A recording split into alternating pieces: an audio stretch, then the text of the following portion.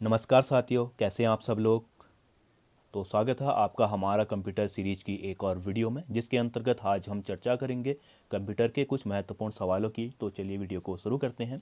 जिसके अंतर्गत हमारा पहला सवाल है, आप इंटरनेट से यानी कि आप इंटरनेट से क्या क्या चीज़ें कर सकते हैं। जैसे हम इंटरनेट के माध्यम से ईमेल भेज सकते हैं, हाँ सही है। फिर वेब पेजेस देख सकते हैं, हाँ कोई भी वेब पेज या कोई भी वेबसाइट हम एक्सेस कर सकते हैं इंटरनेट के माध्यम से। और तीसरा ऑप्शन है, पूरे विश्व में सर्वर से जुड़ जाते हैं, हाँ ये भी सही है।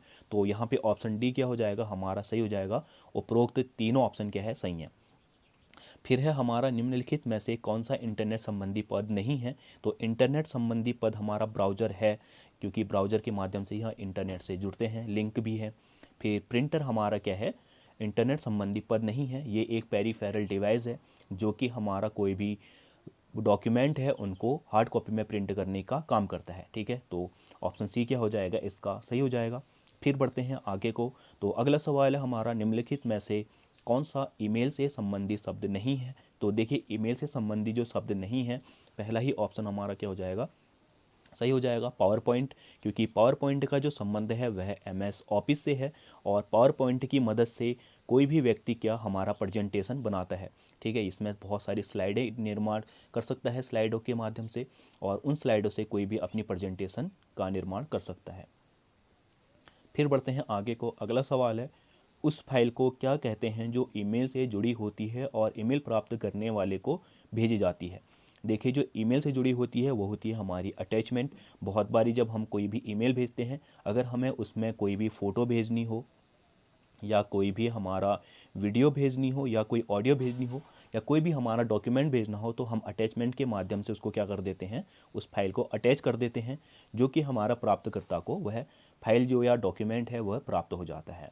ठीक है, तो ऑप्शन डी क्या हो जाएगा, यहाँ पे सही हो जाएगा। अगला सवाल है, शिक्षा संस्थान सामान्यतया अपने डोमेन नाम में निम्न का प्रयोग करेगा। तो जो शिक्षा संस्थान होते हैं वह बेसिकली जो मुख्यतः जो प्रयोग करते हैं वह .edu का करते हैं। ठीक है, क्योंकि .edu का संबंध होता है हमारा एजुकेशन से। ठीक है, किससे होता है, एजुकेशन से। फिर जैसे हमारा ORG है, कोई संस्था है तो वह ऑर्गेनाइजेशन है, तो वह किसका उपयोग करते हैं, .org का। कोई इंस्टीट्यूट है तो वह .inst का करता है। कोई कॉमर्शियल वेबसाइट है तो वह .com का करता है। कोई स्कूल है तो वह HCH का प्रयोग करते हैं। चलिए अब बढ़ते हैं आगे को। अगला सवाल है हमारा, निम्नलिखित में से कौन सा शब्द इंटरनेट से संबंधित नहीं है। तो हमारा कौन सा शब्द हो जाएगा, कीबोर्ड। क्योंकि कीबोर्ड कौन सी है, पेरिफेरल डिवाइस है जो कि हमारा इनपुट का कार्य करती है कंप्यूटर के लिए। कोई भी हमने निर्देश या देने होते हैं कंप्यूटर को, तो वह कीबोर्ड के माध्यम से दिए जाते हैं।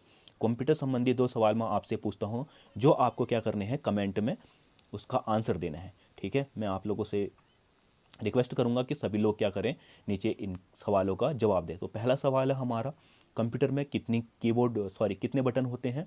और दूसरा सवाल है, कंप्यूटर में जो फंक्शन की होती है वह उनकी संख्या क्या है। तो दो सवालों के आपने नीचे कमेंट बॉक्स में जवाब देने हैं।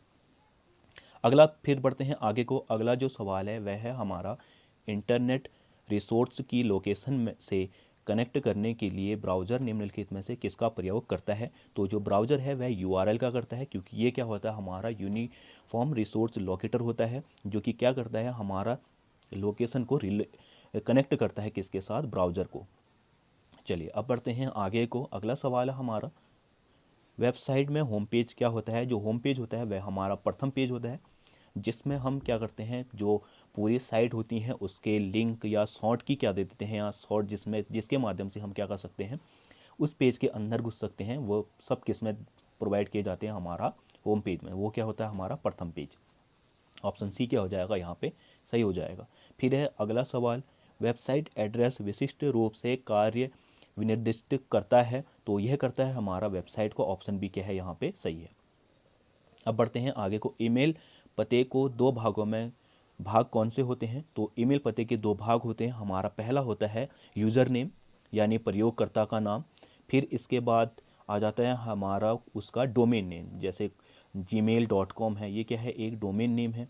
या फिर मैं कहूँ yahoo.com, ये भी क्या है, जी वो है हमारा। फिर एक होता है हॉटमेल, वो भी क्या है, हमारा डोमेन। उसके आगे जैसे किसी का नाम XYZ है तो उसका नाम क्या आ जाएगा XYZ, फिर कोई भी उसका नाम, उसका यूनिक नाम दे देगा, फिर उसके बाद @gmail.com या कोई भी उसका डोमेन नेम का क्या आ जाएगा, नाम आ जाएगा। यहाँ पे कौन सा सही हो जाएगा, हमारा सी हो जाएगा, ऑप्शन सी क्या है यहाँ पे सही है। फिर बढ़ते हैं आगे को, मोशन पिक्चर क्लिपों को बदलने के लिए किस प्रकार का सॉफ्टवेयर प्रयोग किया जाता है। तो मोशन पिक्चर होती क्या है, चलचित्र, जिनको हम हिंदी में क्या कहते हैं, चलचित्र, चलने वाले चित्र। तो चलने वाले चित्र ये कौन से हो जाएंगे, हमारा जो वीडियो होती है। अब वीडियो को किस में हम एडिट करते हैं या किस में उसमें थोड़ा बहुत बदलाव कर सकते हैं, तो वो कौन सा होता है, हमारा वीडियो सॉफ्ट या वीडियो एडिटिंग सॉफ्टवेयर, जिसके माध्यम से हम वीडियो में कोई भी बदलाव कर सकते हैं। ठीक है। फिर है अगला सवाल, इंटरनेट के जरिए लोगों से संपर्क करने के लिए निम्न में से किसका प्रयोग किया जाता है। तो इंटरनेट में संपर्क स्थापित करने के लिए हमारा प्रयोग किया जाता है ईमेल का। ठीक है, ईमेल के माध्यम से हम किसी दूसरे के साथ क्या कर सकते हैं, संपर्क स्थापित कर सकते हैं। आजकल तो बहुत सी चीज़ें हैं, जैसे हमारा फेसबुक है, इंस्टाग्राम है, व्हाट्सएप है, इन चीज़ों के माध्यम से हम क्या कर सकते हैं, संपर्क स्थापित कर सकते हैं। ठीक है, चलिए बढ़ते हैं आगे को। फिर है वेब पर एक्सेस करने के लिए डॉक्यूमेंट, ग्राफिक्स और ध्वनियों को किया जाता है। तो कोई भी वेबसाइट है, उसमें अगर कोई भी डॉक्यूमेंट या ग्राफिक्स या ध्वनियाँ दी गई हैं तो उनको क्या किया जाता है, लिंक किया जाता है। ठीक है, वेबसाइट से लिंक किया जाता है ताकि जो यूज़र है वो उस लिंक के माध्यम से वो डॉक्यूमेंट, ग्राफिक्स या ध्वनि को क्या कर सके, एक्सेस कर सके। ठीक है, तो ऑप्शन बी क्या हो जाएगा, यहाँ पे सही हो जाएगा। अगला सवाल है, निम्नलिखित में से कौन सा कथन सत्य है। तो आप कभी भी किसी को अपना ईमेल या खाते का नाम नहीं देना चाहिए।